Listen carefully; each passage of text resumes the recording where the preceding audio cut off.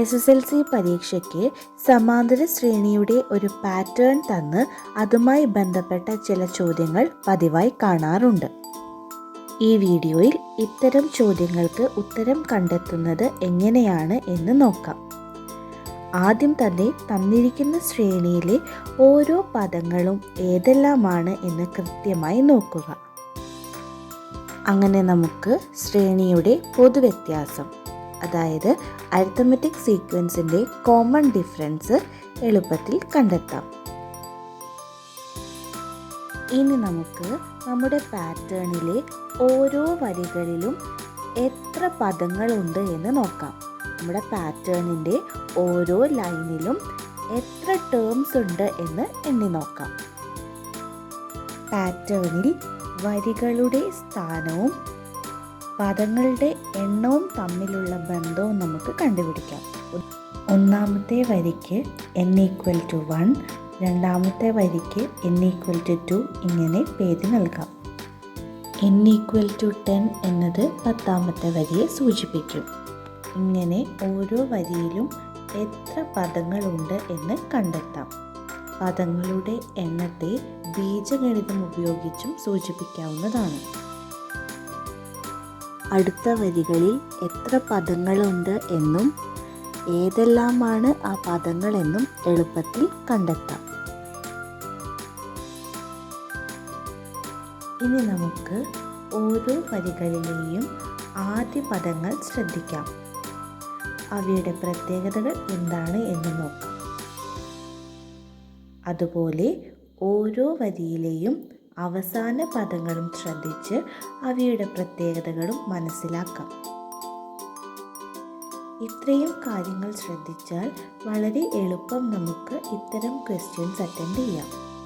ഈ പാറ്റേൺ നോക്കൂ. ആദ്യത്തെ 10 NL സംഖ്യകൾ അഥവാ നാച്ചുറൽ നമ്പേഴ്സ് നമുക്ക് കാണാം. അതുകൊണ്ട് കോമൺ ഡിഫറൻസ് അഥവാ പൊതുവ്യത്യാസം 1 ആണ്.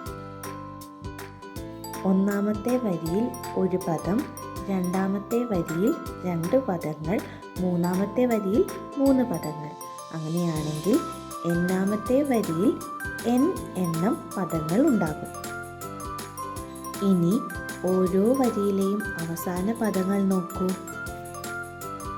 രണ്ടാമത്തെ വരിയിലെ അവസാന പദം എത്രയാണ്? 3.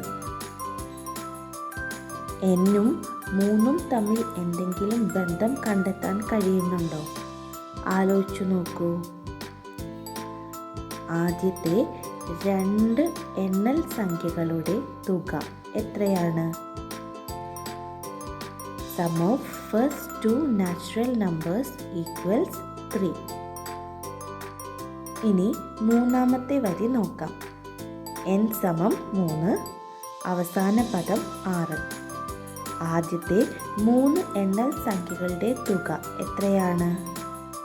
6 അല്ലേ? നാലാമത്തെ വരിയിലെ അവസാന പദം എത്രയായിരിക്കും? അതെ, ആദ്യത്തെ 4 NL സംഖ്യകളുടെ തുക. അങ്ങനെയാണ് എങ്കിൽ n-ാം വരിയിലെ അവസാന പദം എത്രയായിരിക്കും? nth ലൈനിലെ ലാസ്റ്റ് ടേം എന്ന് പറയുന്നത് ആദ്യത്തെ n നാച്ചുറൽ നമ്പേഴ്സിൻ്റെ തുക ആണ്.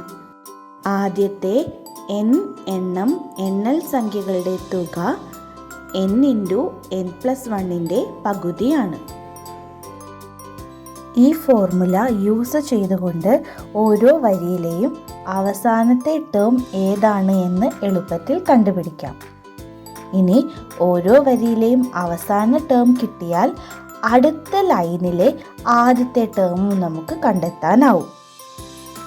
ഉദാഹരണത്തിന് 9ാമത്തെ വരിയിലെ അവസാന പദം എങ്ങനെ കണ്ടുപിടിക്കും? 9th ലൈനിലെ ലാസ്റ്റ് ടേം എന്ന് പറയുന്നത് കണ്ടുപിടിക്കാനായി 9×10 ചെയ്ത് അതിൻ്റെ ഹാഫ് എടുക്കുക. അപ്പോൾ 90യുടെ ഹാഫ് 45. 9th ലൈനിലെ ലാസ്റ്റ് ടേം 45 ആണ്. അങ്ങനെയാണെങ്കിൽ 10th ലൈനിലെ ഫസ്റ്റ് ടേം എത്രയായിരിക്കും? 45നോട് കോമൺ ഡിഫറൻസ് കൂട്ടുക, 46. വീഡിയോ പോസ് ചെയ്ത് സ്ക്രീനിൽ കാണുന്ന ചോദ്യങ്ങളുടെ ഉത്തരങ്ങൾ സ്വയം കണ്ടെത്താൻ ശ്രമിക്കുക. അവസാന ചോദ്യം ശ്രദ്ധിക്കുക.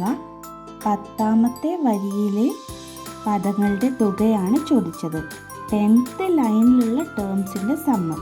അപ്പോൾ ആദ്യം 10th ലൈനിലുള്ള ടേംസ് ഏതെല്ലാമാണ് എന്ന് നോക്കണം. അതിനുശേഷം ആ പദങ്ങളുടെ എല്ലാം തുക എത്രയാണ് എന്ന് എളുപ്പത്തിൽ കണ്ടുപിടിക്കാം.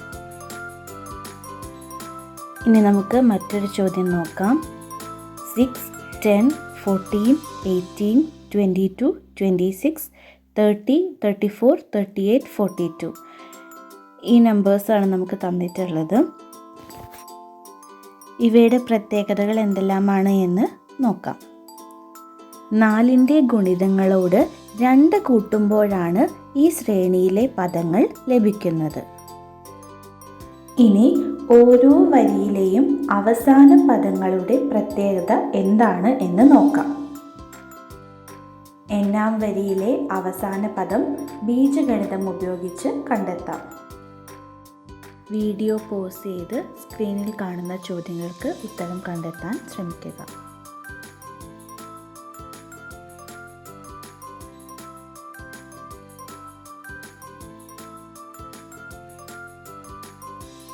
മറ്റൊരു പാറ്റേൺ നോക്കാം. 4, 7, 10, 13, 16, 19, 22, 25, 28, 31 പാറ്റേണിൻ്റെ പ്രത്യേകതകൾ എന്തെല്ലാമാണ് എന്ന് നോക്കാം. ഓരോ വരിയിലും എത്ര പദങ്ങളുണ്ട് എന്ന് എണ്ണി നോക്കൂ. n-ാം വരിയിൽ എത്ര പദങ്ങളുണ്ടാകും? n-ാം വരിയിൽ n എണ്ണം പദങ്ങളുണ്ട് എന്ന് നമുക്ക് കാണാം. ഈ സീക്വൻസിൻ്റെ ഓൾജിബ്രൈക് എക്സ്പ്രഷൻ xn = 3n + 1 എന്നതാണ്. ഇനി ഓരോ വരിയിലെയും അവസാന പദങ്ങൾ പരിഗണിക്കുക.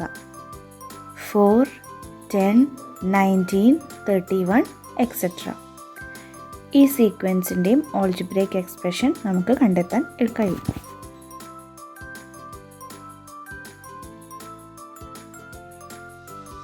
Look at the next pattern given. 1, 2, 3, 4, 5, 6, 7, 8, 9, 10, 11, 12, 13, 14, 15 and 16. Natural നമ്പേഴ്സിൻ്റെ ഒരു സീക്വൻസ് ആണ് തന്നിരിക്കുന്നത്. ഓരോ വരിയിലെയും പദങ്ങളുടെ എണ്ണം ഒറ്റസംഖ്യയാണ് അല്ലേ? ഓഡ് നമ്പേഴ്സിൻ്റെ ഓൾജിബ്രൈക് ഫോം നമുക്കറിയാം. So nth line will have 2n - 1 terms. ഇനി ഓരോ ലൈനിലെയും ലാസ്റ്റ് ടേംസ് നോക്കൂ. 1, 4, 9, 16 etc. അതായത് പെർഫെക്റ്റ് സ്ക്വയേഴ്സ് ആണ് ലാസ്റ്റ് ടേംസ് ആയിട്ട് വരുന്നത്. സ്ക്രീനിൽ കാണുന്ന ക്വസ്റ്റ്യൻസിൻ്റെ ആൻസേഴ്സ് കണ്ടെത്തുക. നിങ്ങൾക്ക് ലഭിച്ച ഉത്തരങ്ങൾ താരതമ്യം ചെയ്ത് നോക്കുക.